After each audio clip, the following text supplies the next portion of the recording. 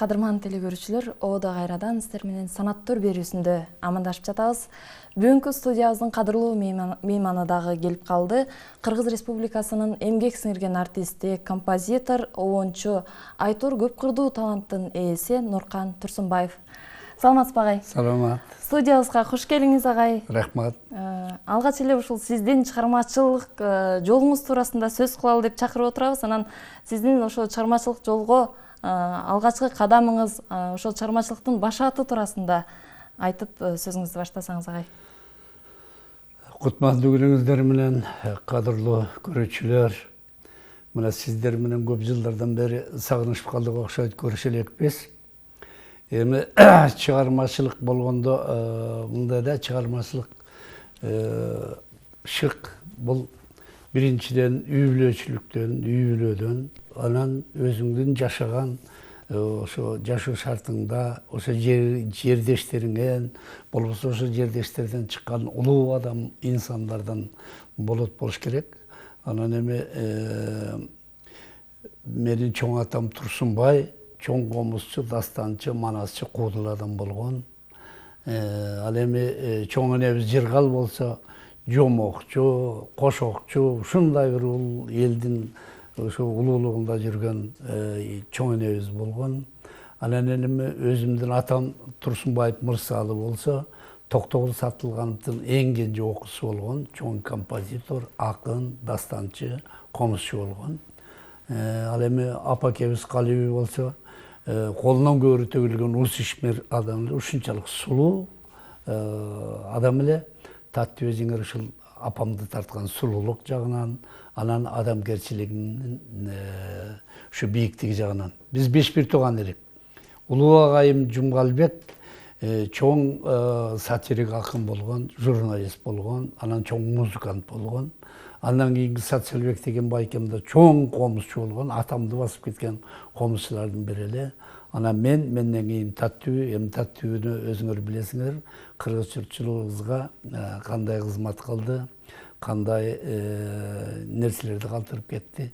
Андан кийинки иним Имамады Москвадан бүтүп келген художник, монументалист болгон. Демек, биздин үй бүлөбүздүн баардыгы ошо илгертен баштап, чоң аталары, чоң энебизден баштап чыгармачылык адамдар болгон. Анан экинчиден мен ойлойм, мына Жумгал өрөөнүбүз бул таланттардын бешиги дейт. Мында илгерки Куйручук атам чыккан, Муратбек чыккан, Бүйсайра Бейшеналиева чыккан, Медина Алыбаев, Калык Мыскал апамдар чыккан жерлер. Демек, бул дагы уюткулуу жер. Балким ошолордон дагы ошо адамдардын көбүн көрүп калдым да, бала кезимден баштап көрүп калдым. Демек, ошол адамдардын үй бүлөбүздүн таасири болуш керек менин чыгармачылыгыма. Анан мен чоң атам Турсунбайдын колунда өскөм. 3 жашыман баштап комузда черткенди, ырдаганды үйрөндүм. 3 жашыман баштап. Анан 5 жашыман баштап ошол такшырып калдым. 5 жашымда чоң-чоң күүлөрдү үйрөнүп калдым. Анан эми мындай экен да, ошол мага ушул улуу агайларым, аталарым, чоң аталарымдын таасири бар да. Анткени үйүбүз толтура аспаптар эле да. Эми аспаптар мына мен болушунча азырынча алып келдим. Алдыбызда дагы турат агай ушу аспаптардан дагы. Мен өзүм 13 аспапта чертем, 13 аспапта обон чыгарам. Татардын гармошкасында, орустун гармошкасында, баянда, аккордеондо, фортепианода, чоордо, кылгыяк, темир коз комуз, чопочордо, гитара, балалайка, мандолинда, анан казактын домбурасында. Агай, ушунча инструментте ойнош кыйын эмеспи? Эми ошону кээде ойлоп кетем, мунун баарын кантип үлгүрдүм экен деп. Кантип үлгүрүп үйрөнүп алдыңыз? Кимдин таасири менен үйрөнүп алдыңыз ушунча? Мына комуз, мына балалайка, мандолин дегенди эми ал убакта жаш кезде мындай эле да, кой кайтарчубуз, уй кайтарчубуз. Ошо кой уй кайтарып жүргөндө эле талаадан үйрөнгөн нерселерим бар да. Демек, ошо Кудай Таалам мага бир ушундай шык өнөр берген экен. Ушу кичинекейимден баштап азыр кандай инструмент көрсөм эле ошо үйрөнгөнгө аракет кылам. Эми мен нота билбейм, бирок баягы өзүмдүн деңгээлимде да. Эми мен профессионал тигин баардыгын чертем дебейм, бирок өзүмө ылайыкталган нерселерди чыгарам. Анан эми менин чыгармачылыгым ошо таттуу экөөбүзгө ушу мектеп аябай жардам берди. Учурунда Жумабек Шербакунов деген агайыбыз бар эле, Кеңеш Осмонов деген агайларыбыз бар эле. Таттуу экөөбүз ушул кичинекейинен баштап таттууну өзүм тарбияладым да. Өзүм тарбияладым, жетелеп ушунан эми көз өткөнгө чейин өзүм тарбияладым эле. Тагдыр ошондой болуп калды. Колумун жулдуруп идим. Бирок ушу таттыке өзгөчө менин жан дүйнөмдө ушундай да, мына 5 бир тууган элек 4 өтүп кетти, ата энем да өтүп кетти. Бирок мага аянычтуу жан дүйнөмдө калган ушу таттуунун жаш кетип калганы. Бирок ушу жаш кетсире Кыргыз драма театрында мына 15 эле жыл иштеди. Ошондо 30тан ашык башкы ролдорду жаратты театрда. Кинодо 10дан ашык башкы ролдорду жаратты, бирок эмгеги акталбай калды. Мына 21 жашында, мына 16 жашында Салиман Ныры деген республикалык корого келгенбиз. Ошондо Кытайда кыргыздардын Гүлкайыр деген ырын ырдап келип биринчилик жеңип алган. Ошондо таттуу үчүн Салиман Ныры деген көркөм фильм тартылган. Атайын таттуу үчүн жазылып, башкы ролдорду ошо таттуу ойноду. Мен да ошол фильмге тартылгам. Ошол Ташкенттен мугалимдер келбедиби? Анан ошондо биз адегенде болбой койгонбуз. Себеби ошого чейин Маданият министрлиги таттуу экөөбүзгө Москвага Чайковский атына консерваторияга жолдомо берген. Биз могу кино бүтөр менен кетишибиз керек эле. Антип таттуу вокалныйга ырчылыкка барыш керек болчу. Мен композиторскийга барышым керек эле. Анан мугалимдердин айтышы боюнча эле анан Ташкентке өтүп кеттик. Ташкентте 5 жыл чоң окудук. Анан эми мына Кыргыз драма театрында иштегениме 51 жыл болот. Азыр дагы ушу театрда иштеп атам. Кудайга шүгүр. Эми жаш өтүп баратат дечи, 77ге толом. Мына 15 июлда 77ге толом. 12 июлда таттуу жеңер 73кө толот. Эми тагдыр ушундай экен. Анан эми чыгармачылык боюнча мына алып келдим чыгармаларымды. Эми ошондон ылайыктуусун алып келдим. Эми баарын азыр агай ошол биринчи эми кыргыз болгондон кийин комуздан баштап өнөрүңүздү көрсөтсөңүз агай. Эми бул комузду ошо айтпадымбы, чоң атам Турсунбай үйрөткөн. Анан 5 жашымда ушу Атай Огунбаев машпа тоюну үйрөндүм эле, ошону жетип берейин. Анан мына жерде моундай бир текст бар да. Кыргызымдын жан дүйнөсү комуз деген, тамашалап триструна одна палка дешет орус деген, өмүр бою каны бирге, жаны бирге, көктирген ала тобуз конуш менен, айаламга таанылып келет кыргыздарым, мукамдуу комуздан чыккан добуш менен, кам майданда кошо жүрүп жеңип келген, кармашып кетилердик согуш менен. Эми мен эмесе ошо машпа тойду жетип берейин.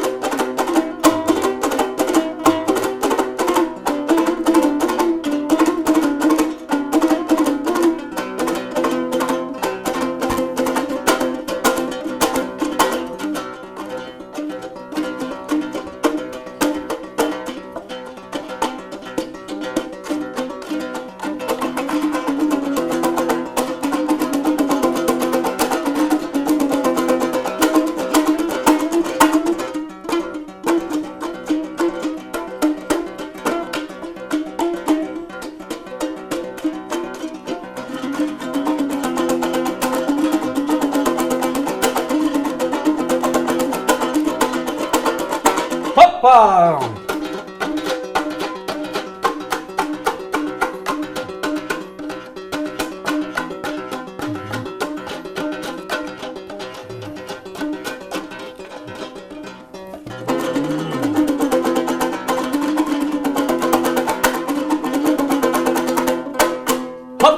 Бар болуңуз агай, ушул 3 кыл комузду күүгө келтирген ушул биздин чебер колубуз болбосо, эч качан бул күүгө келбейт болуш керек. Аны дагы бир жолу далилдеп койдуңуз.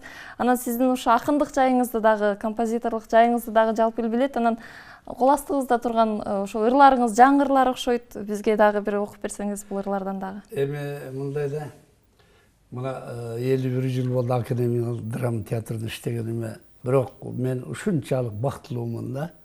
Себеби ушундай улуу инсандарлар менен, дөшалар менен иштедим. Мисалы үчүн Шамши Түмөнбаевден баштап, Муратбек атабыз менен, Кытаев, Көбөгөнүп, Жаманов деген эмнери адамдар эле, Гүлшалиева энебиз, Гүйүкова апабыз, Бакен эжекелер, Балкыбек эжелер, ушулардын баардыгын катары отуруп, биз ошолордун бир кулк мүнөзүндө бизди тарбия берген ошол мүнөзүндө тарбияланып калдык да. Ызат, ыйман, адеп деген ушулардын баардыгын ошол улуу адамдар менен.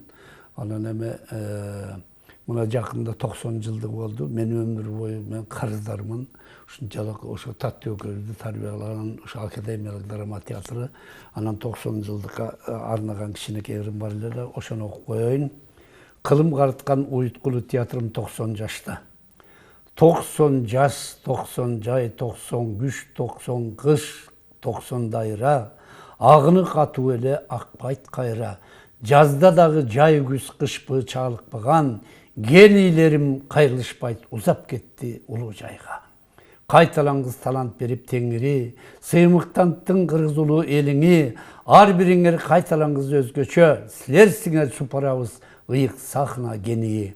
О, улуу генийлерим, жылдар өттү жок болдуңар, учурунда калкан тешкен ок болдуңар, эл аралап жөө жалаңдап талыкпастан, өчпөгөн жалындаган от болдуңар. Силер курган улуу жолдор уланышып, унутулбай жакшылыкка туш болдуңар. Элиң калды эстей турган, ишиң калды өчпөй турган, эмгегиңди унуткарбай өсүп келет жаш муундар, урпактар бар, улантып иштей турган. Силерден нурлуу өчпөс жарык калды, кылымда унутулуус тарых калды. Чын эле тарых калды агай. Бул анын ошол театр десе, театрда иштеген ошол актерлорду элестетебиз, канчалаган жылдыздарыбыз өтүп кетти бизден. Анан учурда кайсыл чыгармачыл инсандар менен биргеликте курбалдаш катары чыгармачылык байланышта болуп турасыздар? Эми мындай да, азыр театрдын эң эле аксакалы мен.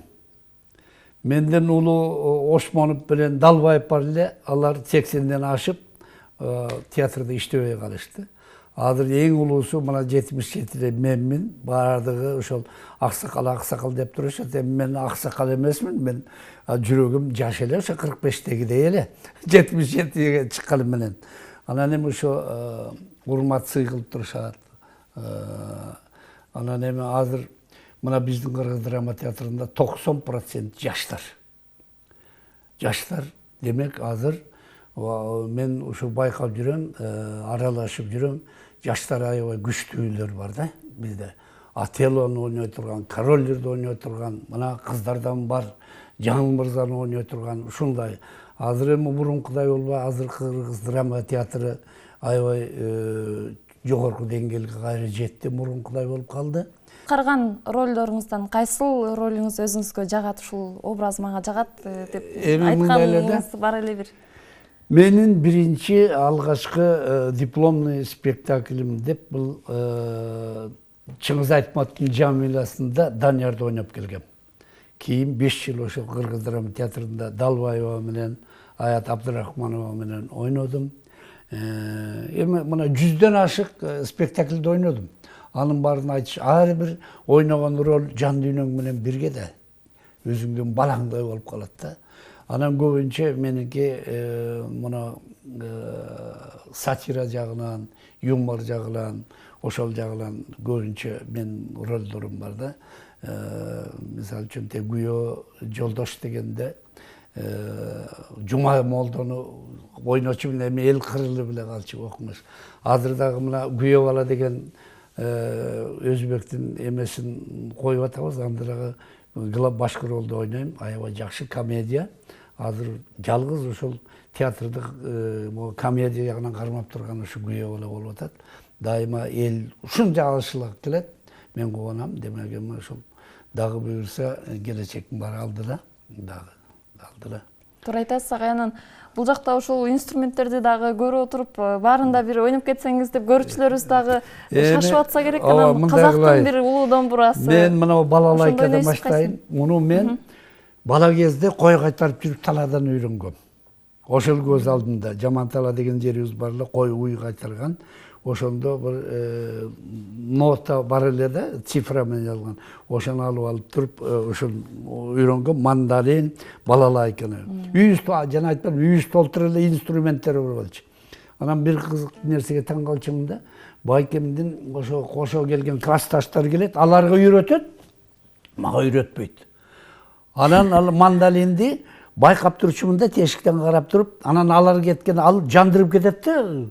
Анан кайра ордуна келип туруп, бурап алып, үйрөнүп алып, анан кайра жандырып койчумун. Демек ошол момундай бир демилген болсо керек эле. Эми могу папирө, могу балалайка менен ошол анча мынча чертип берейин.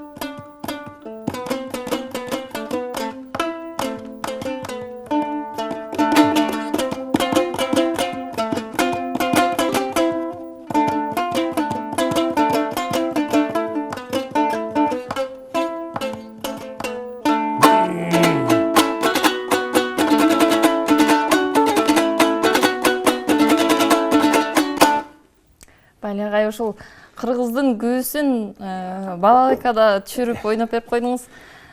Сиздин ушул чыгармачылык жолдо бир ийгилик жаратып жүрүшүңүзгө дагы өзүңүздүн үй бүлөңүз дагы таасири болсо керек. Анан ушул жеңебиз туурасында кантип таанышып калдыңыздар эле? Азыр канча балаңыздар бар, канча небере чөйрөлүү болуп калдыңыздар, ушул туурасында да айтып кетсеңиз. Эми турмушта ар кандай болот. Жанагы насип кайып, өлүм кайып, нике кайып деп коет го кыргыздарда. Эми тагдыр ошондой экен. Мен медиумсту руководитель болчумун. Комшулар ансамбль, Меңгал деген ансамбль болчу. Анда жыпара ошо медиумсту окуп жүргөн учур экен. Анан жакшы ырдайт экен. Бул бала кезинен баштап лауреат болуп жүргөн экен. Анан дагы бир нерсени мен ошо айтам да, көп эстейм. Анткени бала кезинен баштап ушу Таттүүнүн бүт спектаклин көргөн экен. Канттыкта, канттан келип, ошо жума сайын Таттүүнү көрөбүз деп атайын. Ал убакта автобус менен алып келчү окуучуларды. Карабалталан, Токмоктон баштап алып келчү. Андай азыр болбой атпайбы. Ошондо бүт көргөн экен. Анан кийин ошо Меңгал ансамблине келип ырдап калды. Ошондон баштап тааныштык. Эми тагдыр ошол экен. Анан бир топ жылдан кийин үйлөнүп, мына 30 жыл болду баш кошконубузга. 2 кызыбыз бар. Бир улуу кызым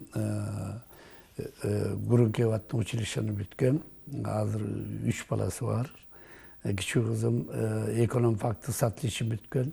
Банкта иштейт. Азыр Нурайыма деген ырчы, дагы ырчы.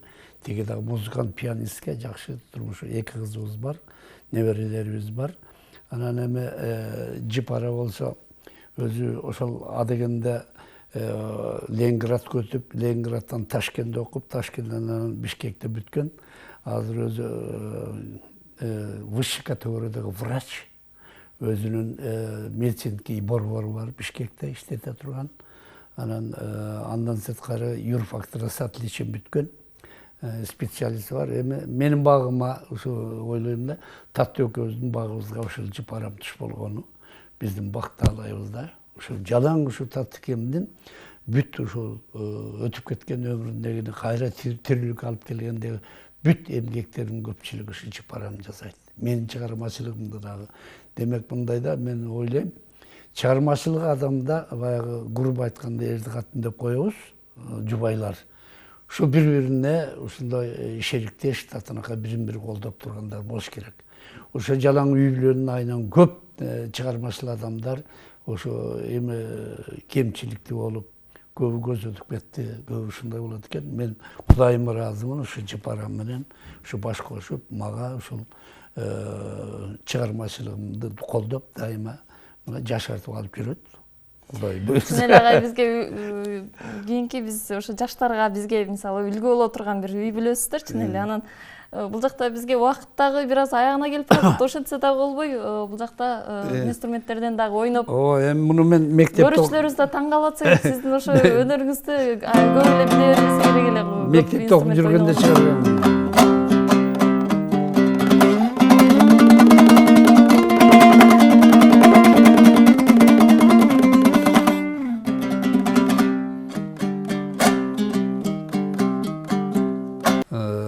Айбарат атты 1961 жылы 12 июлда Ташкент шаарында Татыкемдин туулган күнүнө арнап чыгаргам.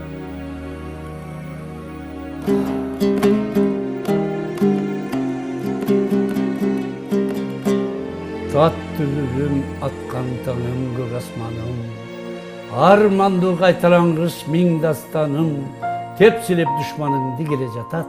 Ак куулай сахнада бир басканың, күлөсчүн жаткан жериң түнөгүңдө, гүлдесте арнап коем күмбөзүңө, айбарат ат жаңырып кылым бою, сакталасың элиңдин жүрөгүндө. Кыргызымдын шына терек бүрүсүң, кыргызымдын эч бир соолбоз күлүсүң, ырахатты элге берип турчу элең, ууртуңдан бир жылмайып күлүшүң. Элиң барда, жериң барда, мен барда каралдым, өлгөн жоксуң, түбөлүккө тирүүсүң. Ак булуттуң аралап, айбарат, айбарат, акку болуп көлүдөгү жайбаракат.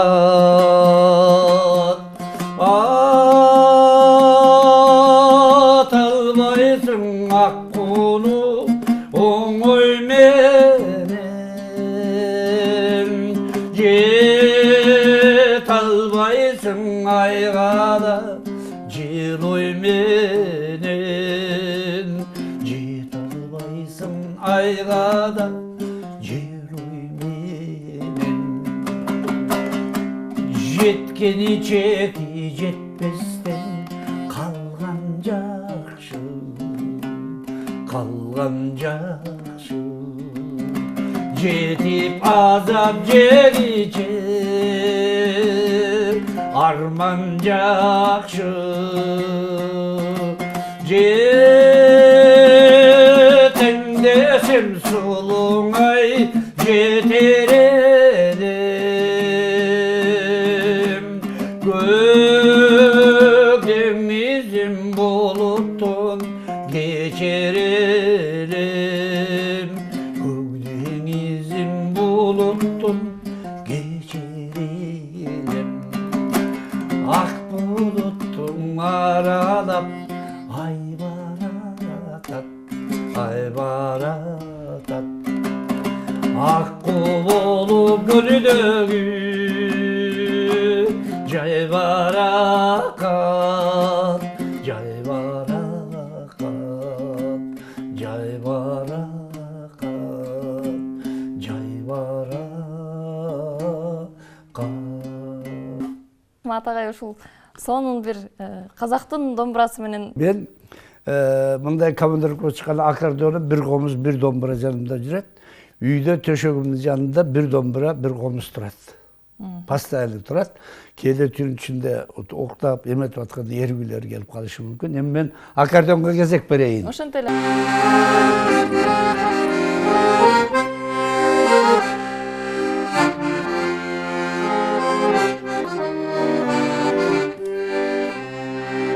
Esimde bala çakta sürgün enem, esi yok ulun üçün arzan elem, атайлап ақыл сөзің айтсаң дағы, қай бірде тіліңді албай қойыр едім.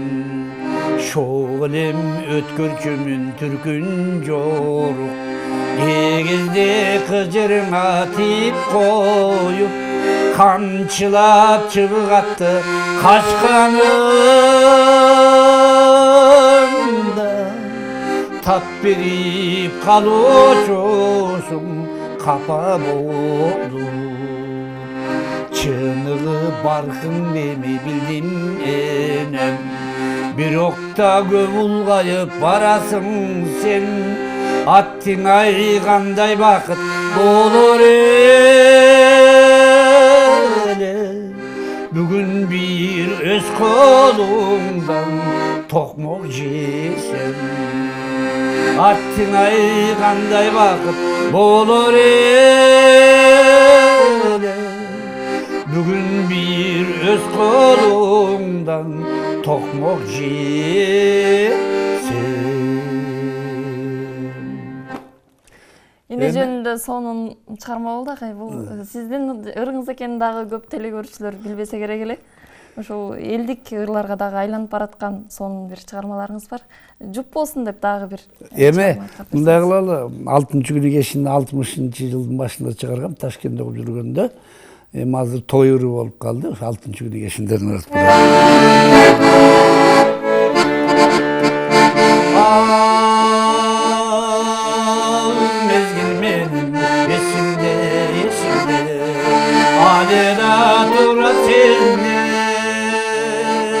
Ақтайын күтіп барчумун, анда дой алтын жой күнү кечинде кечирде. Сүй оту жанса көзүңдө, сүйүнүш турчу өзүңдө. Sabahları boşup sırdaştık, anda doy altın çoy günü geçimde.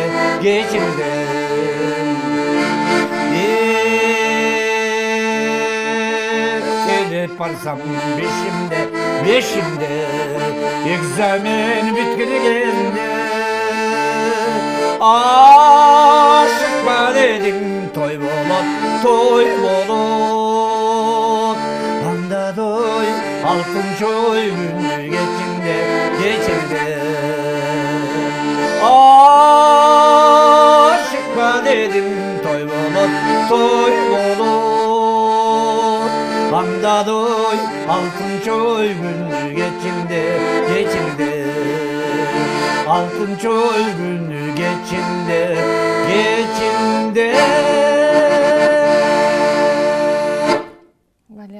Агай, убакыт деген убакыт экен, бизге берилген убакыт дагы аягына келип баратат. Сизге жыйынтыктоочу сөз берейин, агай.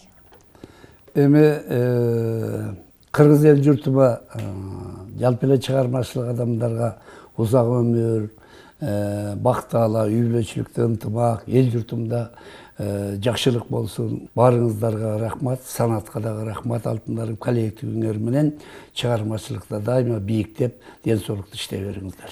Агай, сизге дагы ошо бар болуңуз, ден соолукта болуңуз, келип бергениңизге чоң рахмат.